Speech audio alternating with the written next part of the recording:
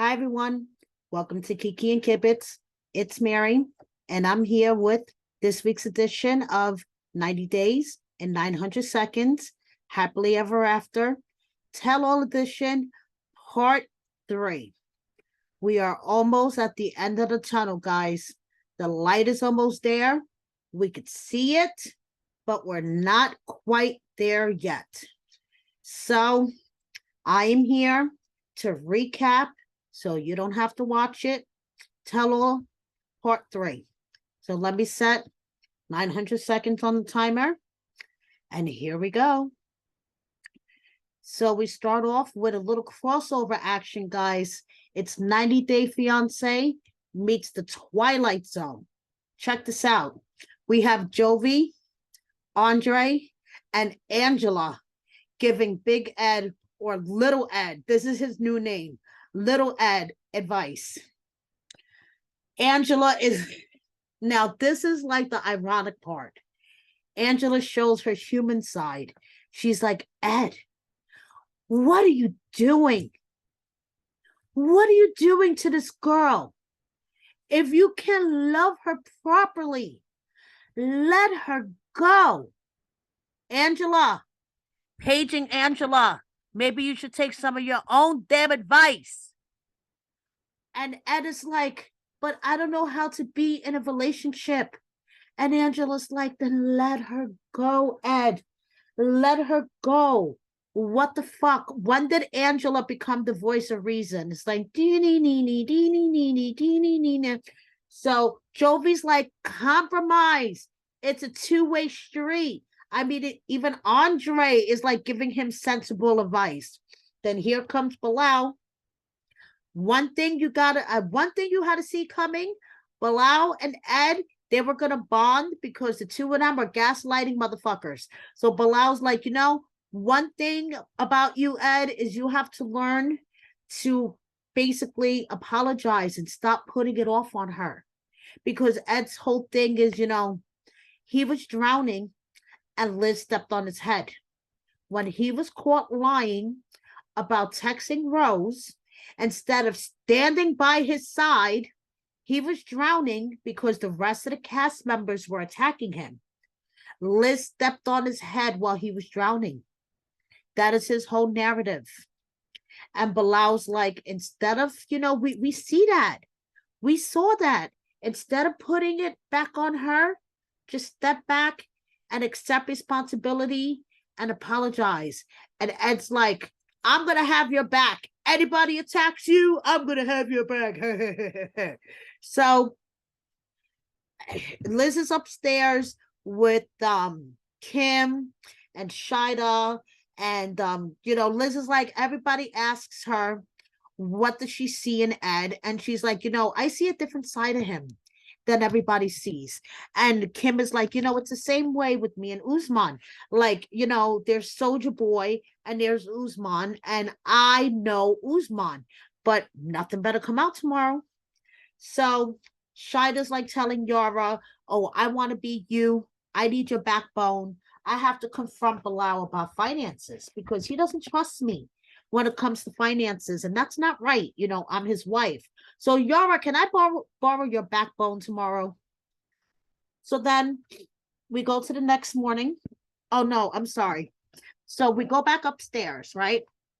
And Angela and Ed and everyone's still up there. And they discuss a little bit about the tension between Jovi and Andre on the first part of the tell-all. And Jovi was like, you see, with the interaction between you and Libby's family, can you see maybe it's a little bit all you sometimes, dude? And Andre's like, no, what the fuck are you talking about? Blah, blah, blah, blah, blah, blah, blah. But, he pointed out that he managed to, bend a little bit to work things out with Becky. And everyone's like, okay, whatever. So Angela was like, I'm going to go back downstairs. If I hear any scrapping up here, better be you guys beating up Ed and whatever. Everyone goes back to their room. Then it's the next morning. Okay. The next morning, Shaida and Jenny are sitting on the couch at the studio. As Shaida tells Jenny, I hope to hear more of your voice today. We didn't get to hear, much from you. Maybe when, you're telling your story, we'll get to hear more of your voice because, like Shida says, in America, if you're not outspoken, you will get run over like a tractor. Run over with a tractor. So, okay. So then they're all sitting in the studio green room, and Ed walks in, and everyone is literally like, ugh. And it's like, good morning to everyone but Ed.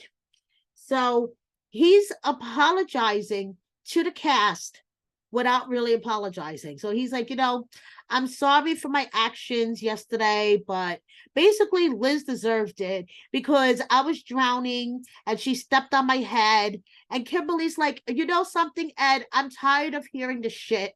Like, shut the fuck up already. And Ed is like, you think your shit doesn't stink. That was like the most high school-ish insult. Like, Ed, you couldn't come up with something better? Like, Kimberly is calling you out on your shit, and you're telling her that she thinks her shit doesn't stink. Okay, Ed. So then everyone's like, where's Liz? He has no clue where Liz is. So then they go, and Liz is like, Liz gets to the studio, and she's like, I'm pissed because I have receipts that he has been active this whole time on this Asian dating website. And I'm pissed. So they get on stage and we start off with a Kim and Usman. And we bring out Jamal, and it's Jamal versus Usman. And she did not know that Usman gave Farid the digits. Remember when he went to go meet Farid, the potential second wife? And he was like, oh, here's my phone. I'll take your number. Well, Kimberly didn't know about that. And she cried. She was very upset about that. And Jamal called Usman out, said he was a scammer, said it was basically bullshit, that he was using his mom, and he called it. He said that this time last year that he was going to be there picking up the pieces, and there he is picking up the pieces. But one thing that I have to say was the highlight of this whole episode was the hug that Jamal gave his mom when he came in, and the hug that he gave his mom when he left, because you could see the bond between those two. And I just would like to take a moment to give my condolences to Kimberly and Jamal. Kimberly lost her older sister, Terry, last Thursday. So our deep condolences from Kiki and Kibbitz to Kimberly and Jamal.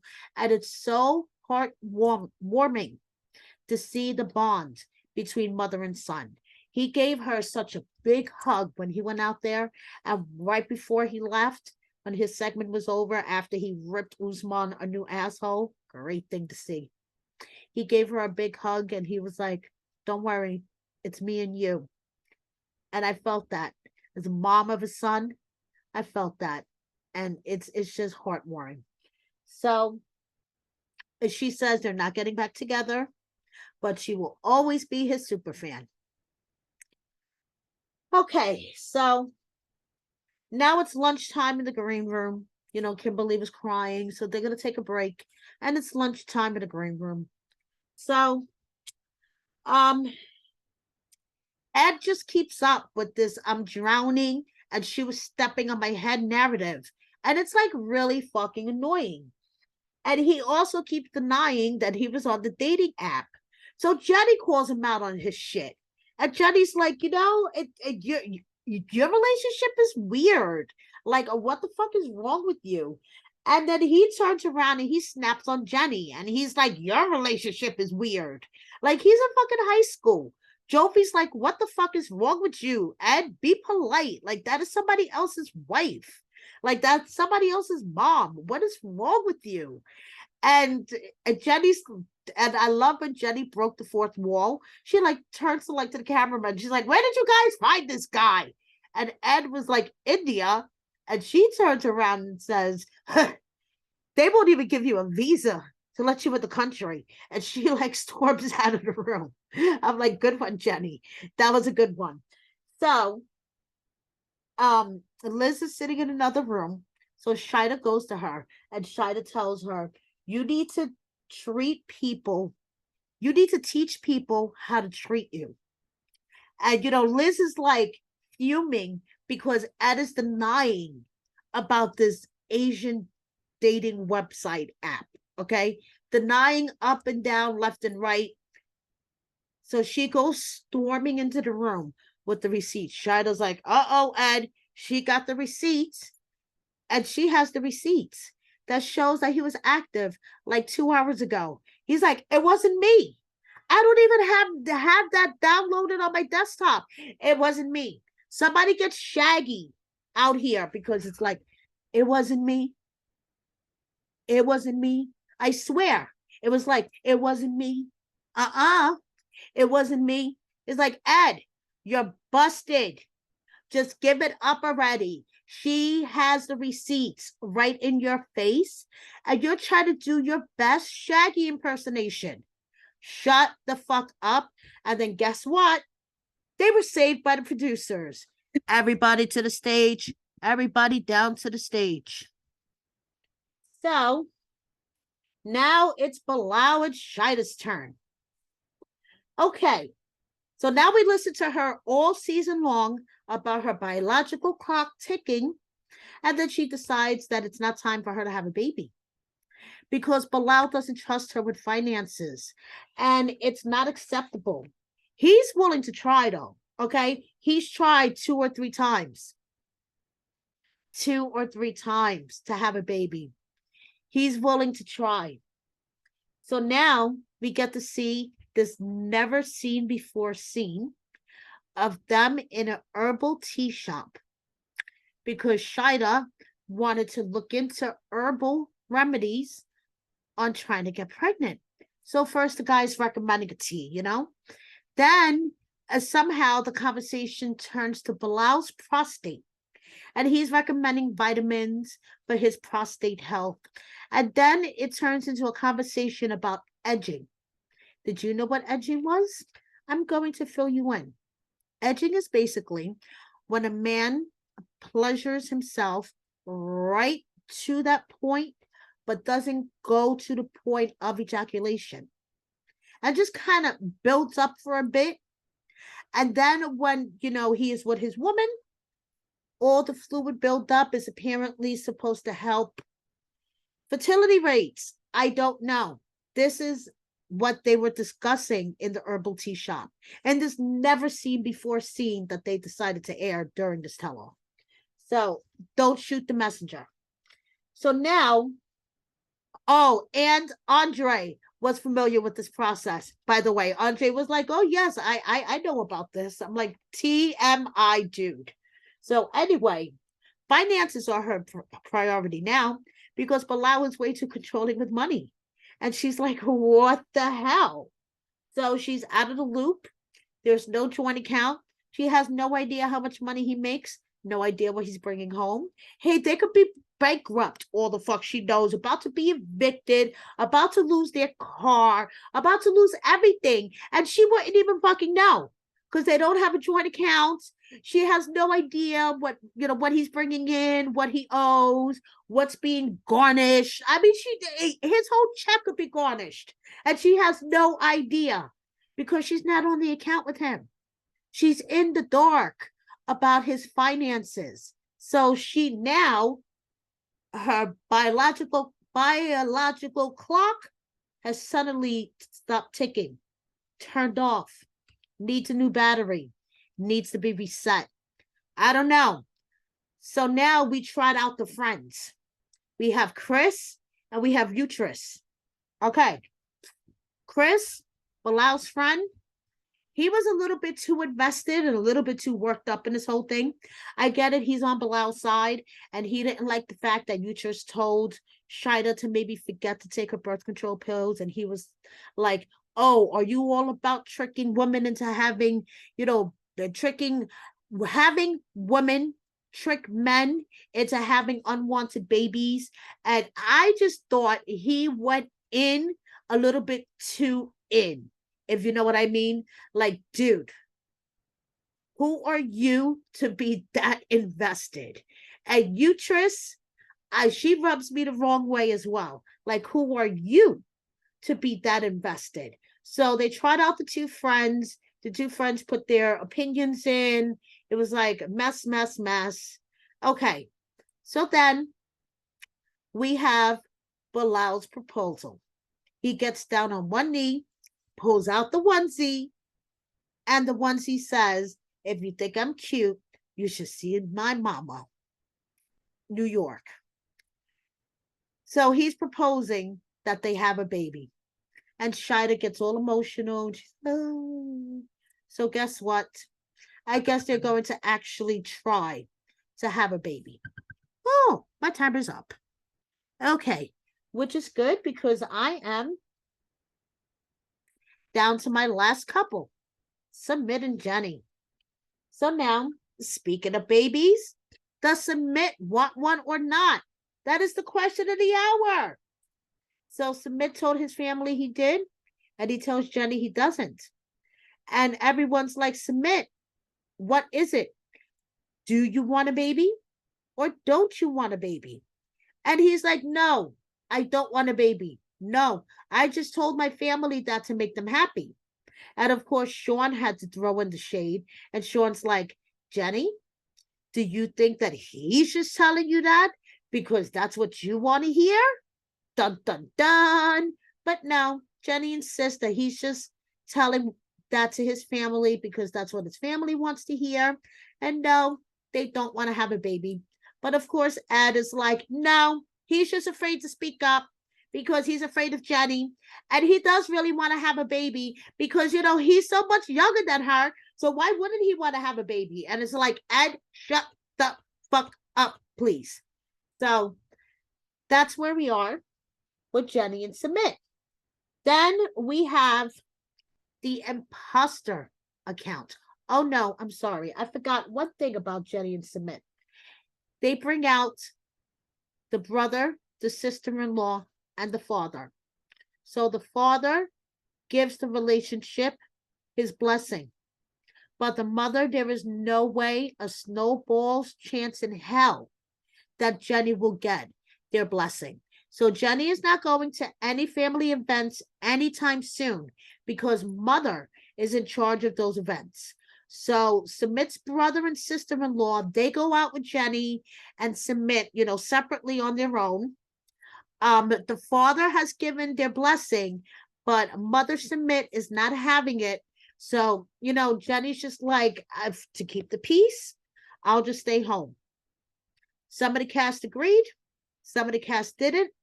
And you know something? I'm with Jenny.